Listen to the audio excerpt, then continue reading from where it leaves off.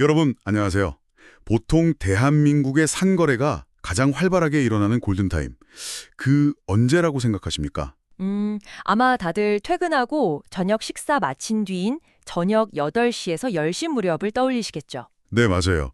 그런데 지금 국내 대형 유통업계의 시계바늘이 기이하게도 거꾸로 돌아가고 있습니다. 바로 새벽 5시를 향해서요. 새벽 5시요.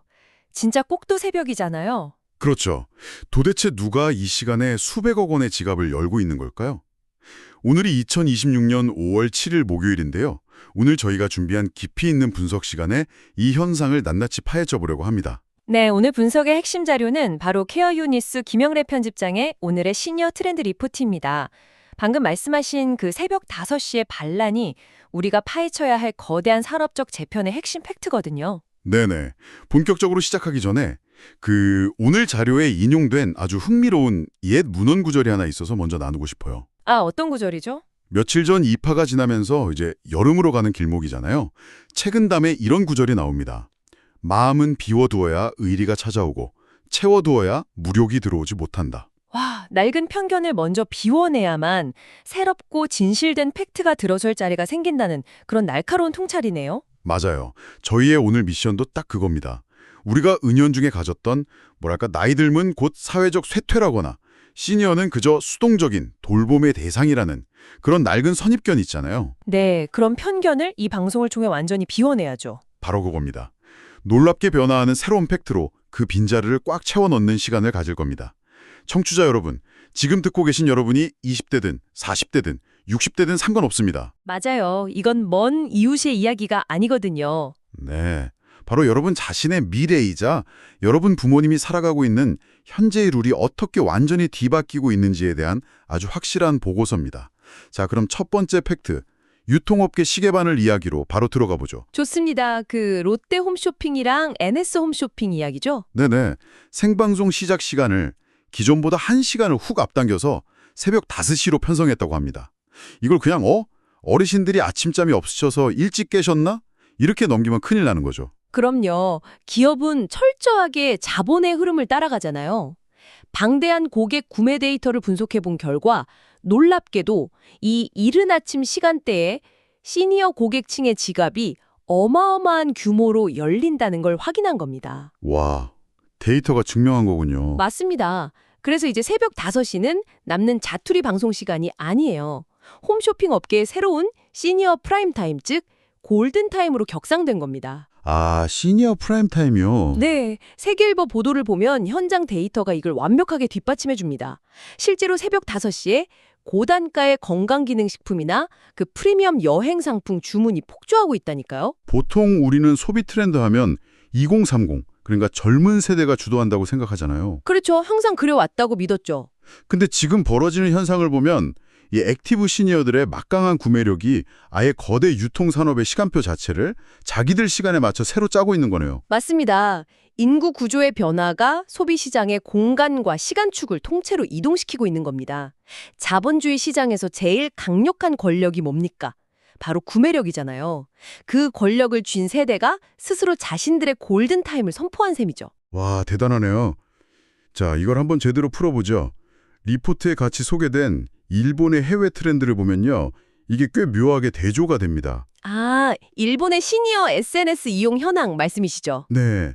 일본 시니어들도 SNS를 엄청나게 많이 이용하긴 하는데 직접 글을 쓰거나 창작하기보다는 철저하게 보기 중심, 그러니까 아주 수동적인 디지털 소비에 머물고 있다는 분석이거든요. 네네, 맞아요. 현실의 자본시장에서는 새벽 5시를 깨우며 판을 뒤흔들고 있는데 왜 디지털 공간에서는 이렇게 조용할까요? 제 생각에는 꼭 무대 위에서 시끄럽게 떠드는 대신에 무대 뒤에서 조용히 유통업계의 시계바늘을 조종하는 침묵의 연출자 같거든요. 침묵의 연출자. 표현 좋네요. 여기서 진짜 흥미로운 점은요. 그 간극이 바로 현재 IT 업계나 마케팅 전략가들이 제일 뼈아파하는 딜레마라는 겁니다. 아, 딜레마요? 네. 현실 소비 시장에서는 폭발적인 결정권을 행사하는데 디지털 플랫폼에서는 아직 그 힘이 능동적인 참여로 전환되지 못하고 관찰자에만 머물러 있다는 거죠. 그러면 이 거대한 소비 권력을 디지털 공간에서도 좀 능동적으로 참여하게 이끌어낼 플랫폼 설계가 시급한 거 아닙니까? 단순히 뭐 노안 배려한다고 글씨 크기를 한 16폰트로 키워준다고 해결될 일은 아닌 것 같은데요. 정확합니다. 단순히 글씨만 크게 해주는 접근은 이미 실패했어요. 핵심은 사용자 경험의 재설계입니다. 복잡한 가입 절차나 너무 많은 선택지, 이런 걸 싹 없애야 해요. 아, 하긴 앱 하나 가입하려면 뭐 인증하라 그러고 비밀번호 특수문자 넣으라 그러고 너무 복잡하잖아요. 맞아요. 실패했을 때 겪는 당혹감을 제거하고 그들이 스스로 목소리를 내고 싶게 만드는 직관적인 판을 깔아줘야 합니다. 이 오프라인의 폭발적인 에너지를 디지털에서의 자발적 소통으로 연결하는 기업이 결국 다가올 10년의 비즈니스 승자가 될 겁니다. 그렇군요. 시니어들이 자본시장에서는 이렇게 새벽을 깨우는 막강한 주체지만 사실 이 거대한 권력도 단번에 무너뜨리는 가장 치명적인 약점이 하나 있지 않습니까? 아, 치매 말씀하시는군요. 네, 인지능력 상실이요. 이 치매와 질병을 다루는 우리 사회의 방식도 지금 엄청나게 첨단화되고 있더라고요. 네, 어제 하루에만 쏟아진 치매 관련 뉴스가 무려 60건이 넘었죠. 맞아요.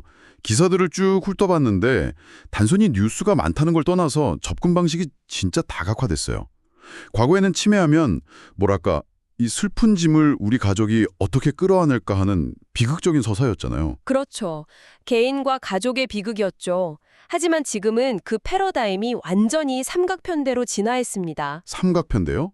당장 눈에 띄는 기사만 봐도 놀라운 게 당진시 치매 안심센터에서 전국 최초로 치과 공중보건의를 배치했다고 하더라고요. 처음엔 아니 치매센터에 웬 치과에서 이랬는데 기사 자세히 보셨군요. 구강 건강이 인지 건강이랑 직결된다는 거죠. 네네. 근데 이게 정확히 어떤 원리인가요? 씹는 행위, 즉 저작 운동의 메커니즘을 이해하시면 쉽습니다. 우리가 음식물을 씹을 때 턱 근육이 움직이잖아요. 네. 이때 뇌로 가는 혈류량이 크게 증가하면서 뇌신경이 지속적으로 자극을 받습니다.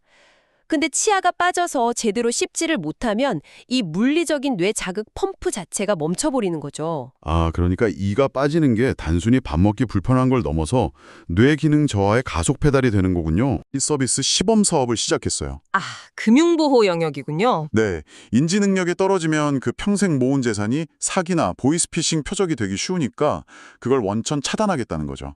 그리고 신약이랑 첨단 기술 개발도 화려합니다. 큐어버스가 알츠하이머 치료제 CV01 개발을 본격화했고 뉴욕타임즈에서는 한국의 AI 인지 솔루션인 슈퍼브레인을 집중 조명했어요. 아까 말씀하신 치료, 예방, 기술의 삼각편대라는 게 딱 이거네요. 네, 보건, 금융, 기술이 하나로 맞물리는 거죠. 여기에 영국 국민보건 서비스, 그 NHS의 해외 혁신 사례를 더해보면 이 기술이 환자의 일상을 어떻게 바꾸는지 훨씬 명확해집니다. 아, 저 그 영국 기사 봤어요. 시니어 암 환자들한테 투여하던 2시간짜리 링거를 단 1분짜리 피하 주사로 대체했다는 거요? 맞습니다. 고령 환자들은 혈관이 얇아져서 정맥주사 놓으려면 바늘 여러 번 찌르는 고통이 있잖아요. 게다가 2시간 동안 꼼짝없이 병상에 묶여 있어야 하고요. 아유, 듣기만 해도 힘들어요. 근데 피부 아래 지방층에 놓는 피하 주사로 바꾸면서 이걸 1분으로 압축해버린 겁니다. 치료 효과는 그대로 유지하면서 환자 고통은 줄이고 병원의 수용 능력은 극대화하는 혁신이죠. 대단하네요. AI 치료에 1분 피하 주사에 정말 환영할 일입니다. 근데 여기서부터 진짜 흥미로워지는데요. 네, 어떤 점이요? 저는 좀 다른 걱정이 들더라고요. 아니, 당장 스마트폰 뱅킹 앱 하나 다루는 것도 벅차하시고 식당 가서 키오스크 주문하기도 어려워하시잖아요, 시니어분들은. 그렇죠. 디지털 격차가 크죠. 네. 근데 이런 첨단 기술과 제도가 오히려 그분들한테는 너무 차갑고 낯설게 느껴지지 않을까요? 오히려 기술이 사람을 소외시키는 건 아닐지 걱정이 됩니다. 네. 많은 분들이 딱 그 지점을 우려하십니다. 하지만 이걸 조금 더 큰 그림과 연결해 보면요. 지금 전개되는 기술의 진짜 목적은 시니어들에게 뭔가 새로운 기기 작동법을 학습시키는 게 아니에요. 그럼 목적이 뭔데요? 사회 전체의 인프라가 보이지 않게 시니어를 보호하는 백그라운드 시스템으로 작동하는 겁니다. 환자가 굳이 기술을 의식하지 않아도 스스로 굴러가는 거죠. 아, 백그라운드 시스템이요. 네. 복잡한 보안카드 안 눌러도 금융 인프라가 알아서 이상거래 감지해주고 밥 먹기 불편해서 간 치과에서 자연스럽게 치매 예방이 되고 병원 시스템 자체가 결박 시간을 1분으로 줄여주는 것. 즉, 기술이 앞에 나서서 시니어를 통제하는 게 아니라 뒤로 숨어서 삶을 지지해주는 겁니다. 와, 기술이 숨어서 사회적 인프라가 된다는 거 진짜 멋진 말이네요. 앞으로 나올 제5차 치매관리 종합계획도 바로 이런 보이지 않는 방어막을 촘촘하게 짜는 게 핵심 관전 포인트겠어요. 정확합니다. 바로 그겁니다. 근데요, 우리가 지금 첨단 AI랑 혁신적인 치료법, 이런 화려한 빛에 대해서 얘기했잖아요. 그러다 보니까 그 이면에 있는 당장 오늘 밥을 먹고 잠을 자야 하는 돌봄 현장의 처참한 그림자가 너무 대비돼서 다가옵니다. 네, 참혹한 수준이죠. 어제 하루 쏟아진 요양병원 관련 사건들만 봐도 과연 거기가 돌봄의 공간인지 생존을 위협받는 공간인지 헷갈릴 정도니까요. 진짜 기사 읊어드리는 것도 끔찍한데 중국 국적 간병인이 저항도 못하는 80대 환자를 18일 동안 무려 80차례나 폭행했대요. 아니 18일 동안 80번이나 맞는데 아무도 모를 수가 있나요? 그러니까요. 정말 안타까운 일입니다. 거기다가 부산의 한 요양병원에서는 29명 직원들 4대 보험료를 원장에 횡령하고 임금체불해서 집단 고발하고 또 환자들 볼모로 종신보험 부정수급 사건까지 터졌잖아요. 이런 일들이 단순히 개별 병원이나 나쁜 간병인 한 명의 일탈일까요? 절대 아닙니다. 요양병원이라는 고립된 공간에 대한 우리 사회의 제도적 감시체계가 무너졌다는 명백한 증거죠. 맞아요. CCTV 사각지대에 방치되고 돌봄 노동자들은 임금체불 당하고 그 억눌린 모순이 가장 약한 환자들한테 비극으로 터져 나오는 거잖아요. 네, 구조적인 방치입니다. 이 상황을 보니까 딱 그런 느낌이 들어요. 아까 우리가 막 최신식 AI 스마트홈 짓는다고 좋아했는데 정작 그 건물을 떠받치는 뼈대인 요양병원 시스템이나 노동자 처우는 밑바닥부터 다 썩어서 무너져 내리고 있는 것 같습니다. 아주 뼈아프고 정확한 비유입니다. 뼈대가 썩었는데 지붕에 첨단 패널 얹으면 어떻게 됩니까? 무너지죠. 그래서 이 구조적 방치를 해결하려고 최근 돌봄 통합 지원법이 시행됐고 새로운 대안을 찾는 실행 주체들의 움직임이 아주 바빠졌습니다. 아, 돌봄 통합 지원법. 이거 어르신들이 시설에 갇혀 지내지 않고 살던 동네에서 의료랑 요양을 동시에 받게 하겠다는 거잖아요. 맞습니다. 그래서 간호협회가 의료랑 요양벽을 허물겠다면서 간호요양돌봄 통합지원센터를 열었고요. 서울 강서구는 지자체 최초로 민간 자본을 투입하는 모델을 시작했습니다. 네네, 기사 봤습니다.